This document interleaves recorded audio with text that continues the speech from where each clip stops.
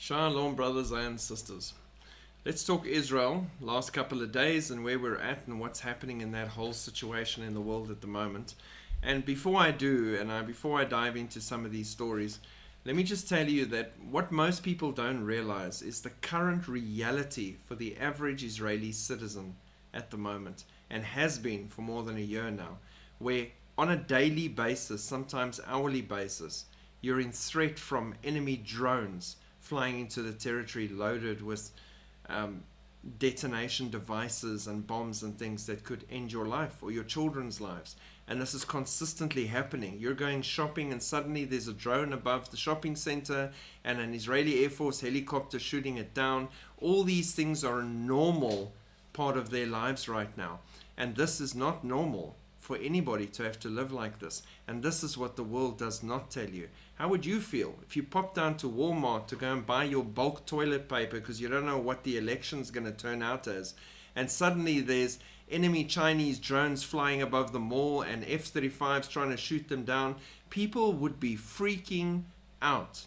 In Israel, they probably don't even look up anymore.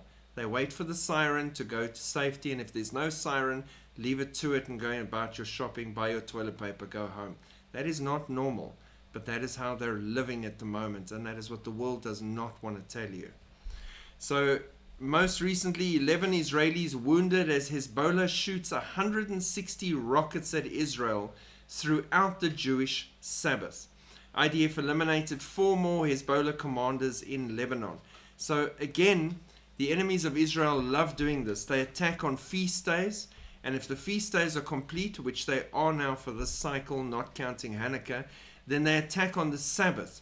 They wait for the time when the Jews are busy serving their God and attending to these things they need to attend to, and then they attack, thinking they're going to catch them off guard. But there's always IDF and Israeli Air Force on standby and ready to go. But again, there's an attack and there's casualties and wounded and everything. And again, the whole world is saying, leave Lebanon alone, stop attacking Hezbollah in those areas. But even as far as they've made progress and as many as they've destroyed and captured, to this day still, 160 rockets fired in during the Sabbath. Off you go to the synagogue for the Sabbath and boom, 160 rockets coming at your town. This is not normal, and this is why Israel won't stop until this issue is resolved. Khamenei releases a video threatening Israel and the US with a crushing response. Beni Sabati, an Iran expert, said the Iranian response to the IDF operation was guaranteed, which I agree with.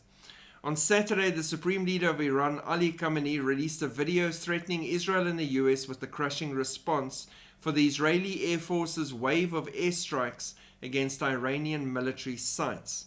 He said the enemies, whether the Zionist regime or the United States of America, will definitely receive the crushing response to what they are doing to Iran, the Iranian nation, and the resistance front. So it's a matter of time when they attack Israel again. It would be complete sense to do it right now on the American election at the same time, when a lot of people are looking in other places, confused, wrapped up with domestic issues, and not looking at the Middle East to see what's going to happen. So it could be next 24 to 48 hours that we see another response from Iran. And then after that, Israel's unleashed. They're not listening to their partners and whatever. And then they might go for nuclear and oil, which is going to be catastrophic for Iran and the world as ripple effects to that whole situation. Iran preparing to strike Israel with powerful weaponry not previously used. An Iranian official reportedly said that because its military lost 4 soldiers and a civilian, there is a necessity to respond. The report says Iran's military will be involved in the operation, marking a departure from the April 13 and 14 and October 1 missile attacks, which were carried out by the Islamic Revolutionary Guard Corps. The official says the attack will target Israeli military sites much more aggressively than last time, and that Iraqi territory may be used to launch projectiles. So they are officially, with the Iranian military, going to be formulating a response and attack on Israel shortly. Fully coordinated with Iran, Iraqi militias seek to ally with the Islamic Republic on Israeli response. Hey, Iraq, brace yourself for the blessing and curses situation everyone experiences in these moments. These speculations come after Iranian Supreme Leader Ali Khamenei promised the crushing response. Haidar al-Lami, a member of the political bureau of Harakat Hezbollah al-Nujaba, an Iraqi terrorist militia, said his organization was coordinating with Iran to strike Israel in a Saturday interview with the Hezbollah-affiliated Al-Akbar. Al-Nujaba, a US-designated terrorist group, is fully coordinated with Iran to organize the timing and location of the response. He also told Al-Akbar that the Islamic Republic has the right to target the Zionist entity from anywhere within Iraq. He added that the Islamic resistance has not ceased its operations targeting critical sites within the entity. He predicted that in the next round of blows, the resistance will use more advanced missiles in line with anticipated escalation. Another unnamed political official told Al-Akbar that Iran possesses the capability to retaliate against Israel from anywhere, and it is by no means incapable. It seems pretty incapable to me based on the last two attempts and exactly how useless that was, but I'll keep that to myself. The US warns Iran that they will not be able to restrain Israel if they attack again. The Biden administration warned Iran in recent days against launching another attack on Israel and stressed it won't be able to restrain the Israelis.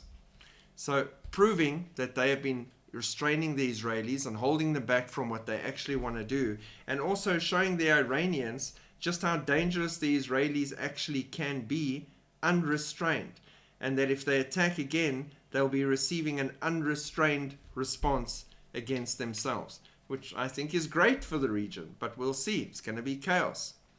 US to deploy B-52s warships to the Middle East as the aircraft carrier departs.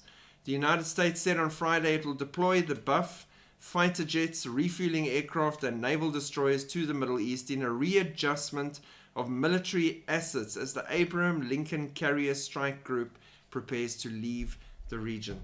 No carrier strike group can sit in an area indefinitely. They have to go refuel, rearm, make sure that their people have enough time off, work-life balance, all these kind of things, and then they can regroup and come back into those regions or swap out with a different carrier group.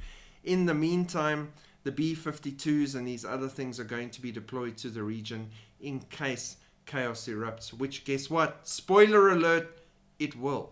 So this is the current scenario and setup in the Middle East right now. Israel is on a daily, hourly moment, still in Lebanon, fighting Hezbollah, blowing up tunnels, literally capturing high-ranking officials from Hezbollah and their naval groups, bringing them back into Israel for interrogation, getting really quality information out of that and then acting immediately on that. They're defending against intrusions into their zones from drones and terror attacks from other countries, all affiliated with Iran. You've got Iran preparing for their strike back. You've got Mossad busy watching the intel on the situation. Israel preparing, the Iron Dome in place, Jericho sling, all these things. And then the religious obviously praying, and we're praying for Israel, and we know that God, the real Iron Dome, is watching over the nation too. And at this point in history, you've got to realize one important thing that everybody keeps forgetting, and that is that the focus in the world right now, that you can clearly see, even if you're not a believer, even if you're not a watchman, even if you are a believer and you don't believe you're in the end times, the focus of the world's hate and ire and disgust and anger is the Jews and Israel, number one, and Christians and the church. You don't see them rising up and attacking Buddhist temples or Buddhists or people that worship Krishna or anything like that. It is the Jews and the Christians, Israel and the church.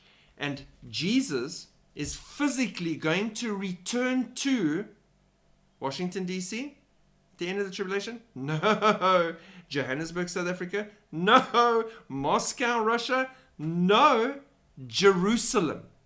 that will become a stumbling block for all the nations, which you see happening in front of your eyes right now. It is a stumbling block. The whole world is in a state of chaos never seen before, worse than any other time in history. So many problems to focus on domestically and internationally, regionally, peace and security issues. There's so much chaos for world leaders to actually be focused at home on their issues and to ensure their survival. But in that same chaos, the whole world decides it's rather best to focus on Israel. Why? Biblical, prophetic, end times. God bless. Keep looking up. Shalom.